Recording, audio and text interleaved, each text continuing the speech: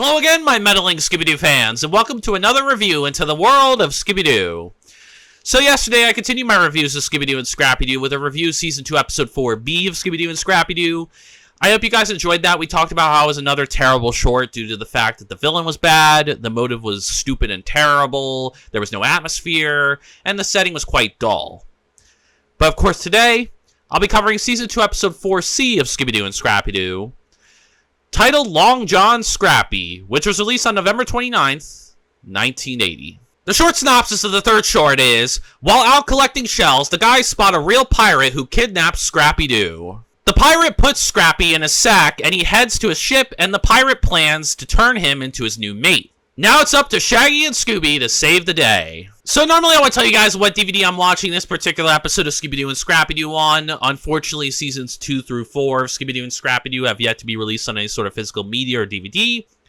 So just like in my past Season 2 reviews and for future Season 2, 3, and 4 reviews, and for the purposes of this review, I'll be watching this short online, so apologies in advance for the quality of the short. Now, as far as the short's reception is concerned, I'm not really sure how fans feel about this particular short, but considering I and most people in the Scooby Doo community don't view the shorts very highly, I'm guessing it's not a very highly regarded short.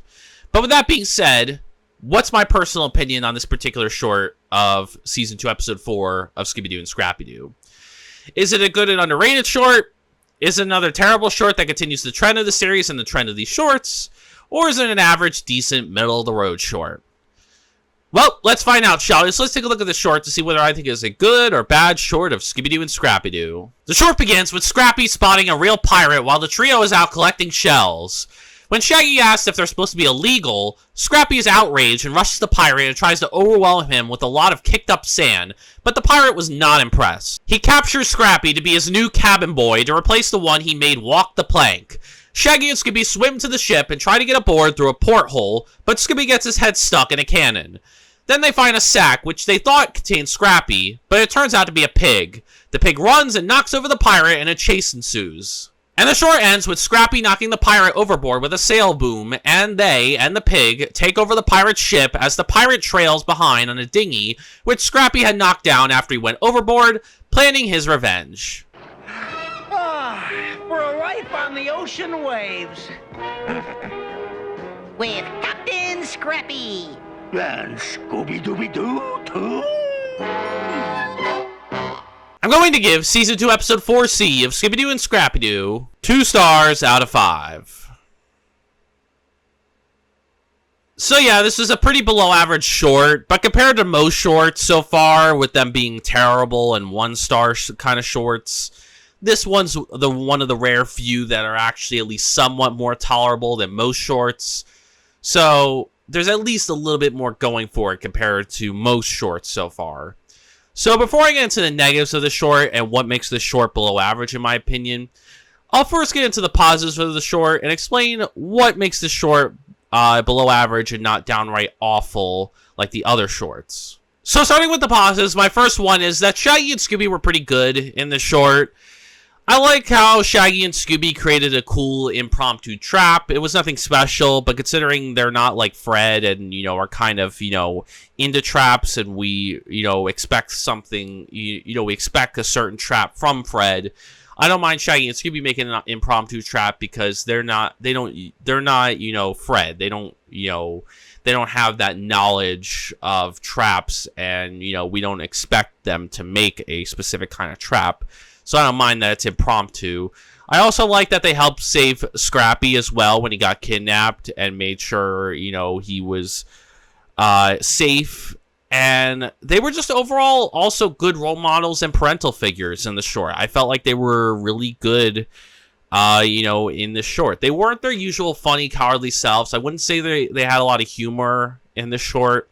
And I wouldn't say they're really cowardly.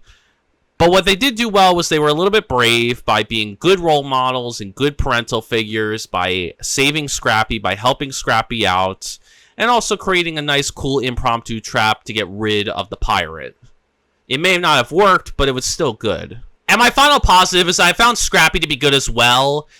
Scrappy was good in this short because, for one, I actually did like that Scrappy was the bait of Shaggy and Scooby's impromptu trap. He's being chased by the pirate on the pig, and Shaggy and Scooby use that to their advantage to create this impromptu trap. And I thought that was kind of cool. I liked that Scrappy, for once, played bait and was a good team player. I also liked that he helped capture the villain at the end with his own little trap. Now, normally, I'm not a fan of Scrappy and his stupid traps because I feel like his traps overshadow Fred, but also just the trap, role in general, because for me, Fred is the trap maker. So I feel like it overshadows it, but also his traps never work and they're never helpful. But in this short, they are. And because Shaggy and Scooby also created a trap, I feel like he was just getting in on it and wasn't invading or on anybody's toes. Like, he wasn't... Like, I felt like Shaggy, Scooby, and Scrappy were all together kind of fulfilling, like, a Fred-type role with with their traps. So I didn't feel like they were stealing each other's thunder, but rather they were complementing each other, which is what I like to see from Scrappy. I like when he complements, the gang and is a good team player. And I think that's what is the best thing about this short is the camaraderie and the team chemistry between Shaggy, Scooby, and Scrappy. They worked well together. They looked good together. This was probably the best short with Shaggy, Scooby, and Scrappy's characterization because they felt like they were on the same page. They just did, they had great team bonding and chemistry.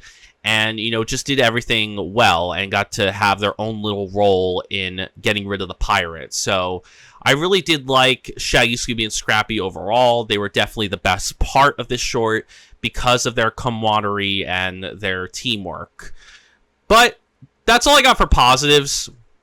So I think it's about time to get on to the negatives of the short and explain what makes a short below average and still not a great short or even an average short. So starting with the negatives, my first one is that Fred, Daphne, and Velma are completely absent from the short yet again. So you guys know by now I don't like when any member of the gang is missing. I think it's unnecessary. I don't think any member of the gang should be absent from any sort of episode. I think all 5 core members of the gang are important. So I don't like seeing Fred, Daphne, and Velma absent, just like how I don't like additional characters because I feel like they're unnecessary. I feel like it's also unnecessary to subtract gang members and have some gang members not present in, certain episodes and shows. So I don't like that Fred, Daphne, and Velma are not involved in the story of this particular short. Then we have the villain of the short, who I thought was weak as well. So the main villain of the short was this pirate. The pirate doesn't have a name. He's just the pirate. He's just this regular pirate. And the pirate is a very weak villain, in my opinion. He's not really that interesting. He's very goofy and wacky, but not in a fun or entertaining way. More so just wacky and goofy in a dull kind of way. Like, doesn't really stand out that much. So I don't find the pirate to be scary. I don't think he's scary or intimidating or creepy or threatening at all. But I don't find him to be fun or entertaining either to watch. I think he's just a very goofy and wacky villain that doesn't really have a lot of character to him and isn't really that interesting to watch. So for me, I found the pirate to be a very weak villain. There was also no outside of costume element. This pirate was an actual pirate. There was no costume element at all. There was no one dressing up as a pirate like in previous Scooby Doo shows. This was an actual real pirate. And there was no mystery to the villain's identity, which you guys know I hate because I don't like when it's a real monster or a ghost or a real human per se.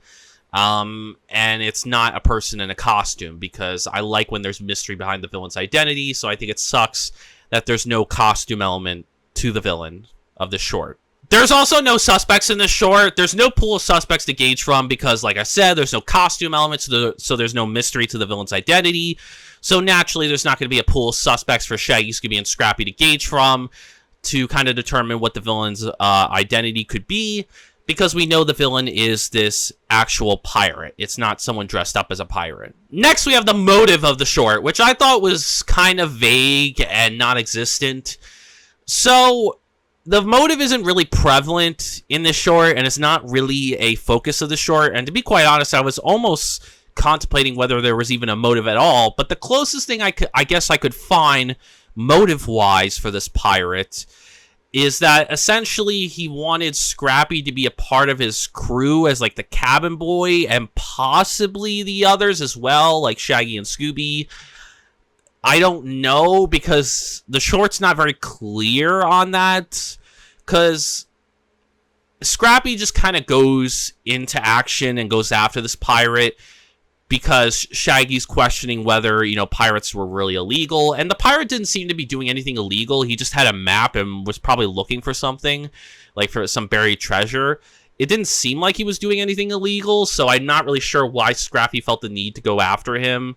And then, but I guess I did get proven wrong, because he does kidnap Scrappy after that, which is very much illegal. You cannot kidnap a dog, or especially a puppy.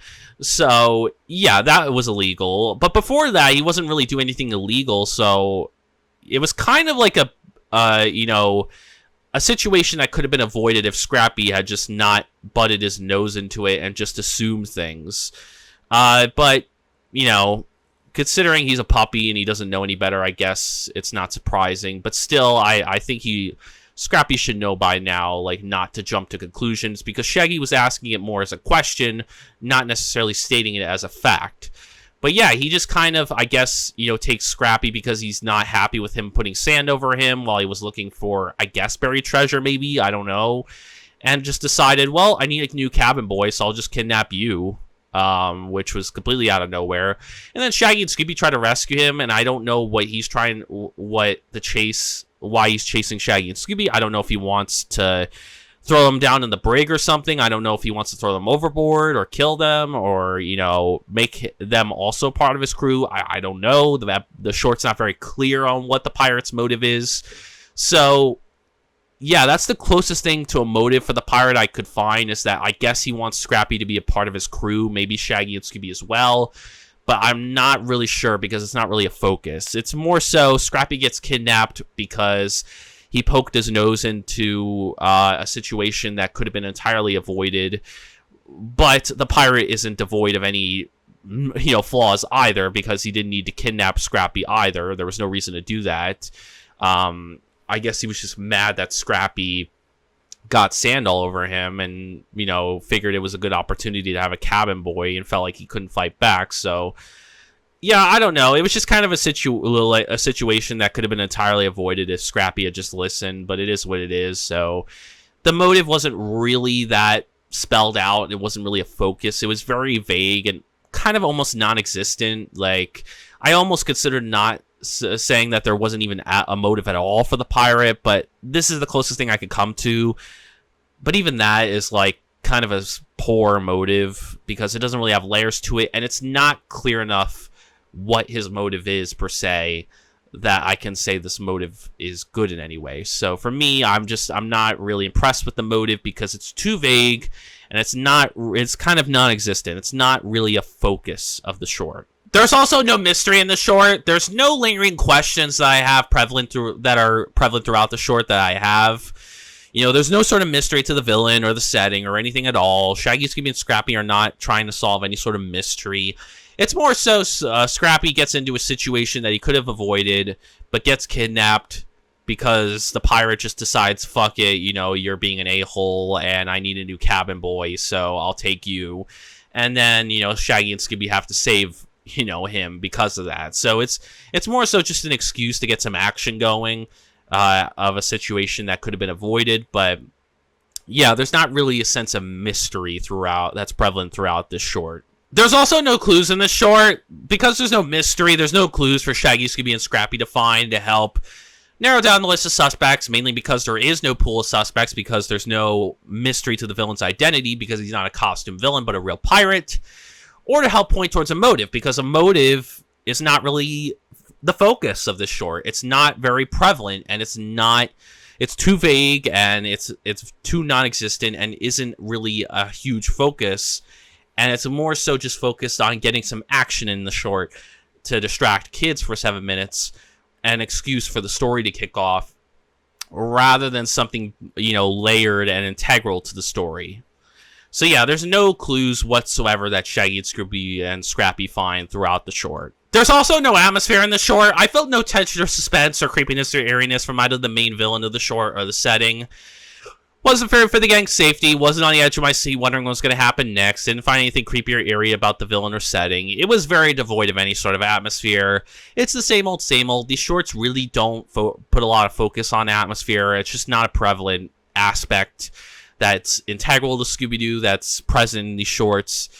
It's just not there, and I did not get a sense of any sort of atmosphere whatsoever that was in the short whatsoever. Like, it just was not there. It was completely non-existent. It was not overlying on the short. You know, it was absent from the short completely. And my final negative is I found the setting of the short to be dull.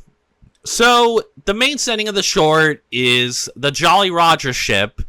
Now there is the island beach, but that's not really, it's kind of just a short, you know, part of the short. It's not really a prevalent thing. It's like a couple seconds of the short, but it's not really the prevalent setting. Like, the main setting is the Jolly Roger ship that the pirate commandeers. And we've had ships in the past that felt no different from any of the past ship settings, like in Where Are You, or the new Scooby-Doo movies, or the Scooby Doo show. This ship setting is completely dull and boring. It's not a fun setting to explore. It felt very repetitive of past Scooby-Doo settings that we've seen up to this point. But it's just not a fun setting to explore. It's just the same old, same old. Like, it's not a very interesting ship. It doesn't stand out from the other ship settings. So I'm not opposed to a ship setting, but if you're going to do that, you need a way to make the ship setting stand out and distinctive compared to past ship settings, or you're not really going to gravitate me with the setting. So yeah, for me, I found the Jolly Roger ship to be very dull and boring and a little bit repetitive of past Scooby-Doo settings. Overall, guys, I would personally not recommend this short to fans and newcomers of the show. While it may be better than most of the shorts that we've covered so far, it's still quite a dull short and is still not worth seeking out. There's just not been a short that's been decent or good that's really worth recommending. It's just not something that's worth your time. I guess if you want to distract kids for a while, or if you're forced to watch shorts with your kids, then this would probably be one of the more bearable ones. But otherwise, there's no reason to seek this out, whether you're a newcomer or a diehard and want to either experience it for the first time or revisit it. It's not really worth seeking out. It's not really worth watching. It's just, you know, better than most shorts, but it's still dull. It's still not great. It's still below average. And it's still a waste of time that could be spent on many other better Scooby-Doo episodes. So don't go seek this one out. There's plenty of other better Scooby-Doo media out there that you can seek out compared to these shorts. Anyways, I hope you guys enjoyed the review. Please give a like if you did. Comment down below your thoughts on the short. Do you like the short? Do you think I'm being too harsh on it? Are there more positives that you see that I don't see? Do you disagree with me and, you know, think it's good? Do you hate the short? I'd be interested in that as well. Do you agree with me? Do you think this is a, you know, below average short that has some positives in it? Or maybe you think it's a downright awful and terrible short that has no redeeming positives or qualities in it? Or are you somewhere in the middle where you think it's average and decent and okay, but it's neither good nor bad? I'm curious for your thoughts, so let me know. And subscribe for more Scooby-Doo content like this, or if you're just interested in my other content, obviously I have more Scooby-Doo reviews on the way. This is a Scooby-focused channel, so we cover all things ranging from the TV shows, movies, video games, and books, as well as other Scooby-Doo media.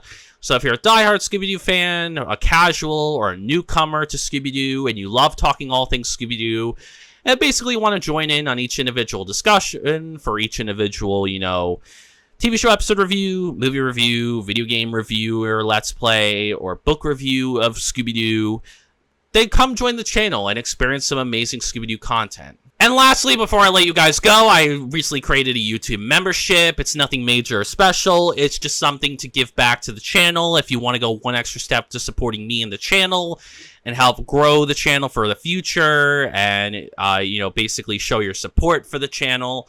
I would very much appreciate it. If you do decide to join, you can join for $2.99 at the Mystery Solver tier, where you get perks such as the custom loyalty badges, custom emojis, shoutouts at the end of my videos. You will get access to members-only live chats for public live streams in the future, which I may or may not do, depending on if you guys are interested in on that. You also get behind-the-scenes photos and personal updates that I don't share anywhere else. You can also sign up at $4.99 for all the stuff that I mentioned before for the Master Sleuth tier. You'll basically get everything I mentioned previously, but you will also get early access to new videos before anyone else on the channel, before it goes public. And you will get a chance to vote in members-only exclusive polls. So for these polls, you can determine secondary projects that will go that will be uploaded, alongside essentially the mainline TV show episode reviews. So you won't have any dictatorship on the TV show episode reviews because I'm going in order on that, and we're gonna go in order for all the other stuff. But for films and video games and books, crossover episodes, special shorts, just anything Scooby Doo that we can accompany that with. I might have polls for those, and I might have some polls for non-Scooby Doo related stuff. Basically like Marvel or DC stuff, Godzilla or King Kong stuff, Miraculous Ladybug and Cat Noir, Sleepy Hollow, and Treadstone, shows that I didn't finish in the past. Horror, like Saw and Psycho. And sci-fi horror like Alien and Predator, and action like James Bond or John Wick, and mystery like Sherlock Holmes. So like there's a lot of non-Scooby-Doo related stuff that I might put in the polls, but obviously most of those polls will probably be for secondary Scooby-Doo stuff, like the movies and the video games and the books and the special shorts, and crossover episodes, just stuff that we can review alongside the mainline TV show episode reviews that you guys would be interested in. So if you want to have access to all that and you're interested in those perks and those tiers and you want to sign up for my YouTube membership, I would very much appreciate it. It would definitely go a long way to supporting the channel and to myself, and will help me out in the future, and definitely help produce even more better Scooby-Doo content for you guys.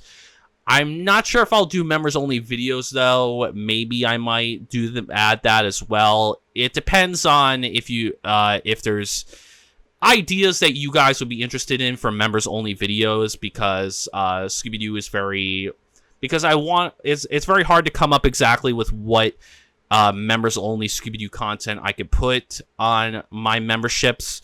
But if you guys have any ideas that you like to share that you would be interested in, maybe I'll incorporate them, and I'll add members-only videos as well to give you exclusive content. But yeah, if you're interested in those perks and you want to sign up for, my YouTube membership and help, this lovely YouTuber out to help produce more content for you guys and support the channel and go one extra step to supporting the channel myself, I would very much highly appreciate it, and I thank you so much in advance. In my next video, I'll continue my reviews of Scooby Doo and Scrappy Doo with the review Season 2, Episode 5A of Scooby Doo and Scrappy Doo, titled Scooby's Bullfight.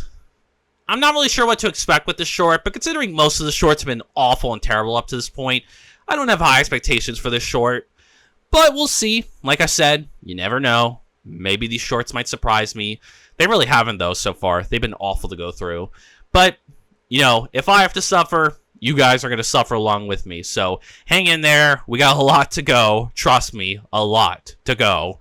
But I'm going to grind through these so we can get back to some actual mysteries that I can sink my teeth into. So, yeah, if you want to know my thoughts on Season 2, Episode 5A of Scooby Doo and Scrappy Doo, Scooby's Bullfight, then come join me next time. Anyways, thank you guys so much for watching this video, and as always, peace out.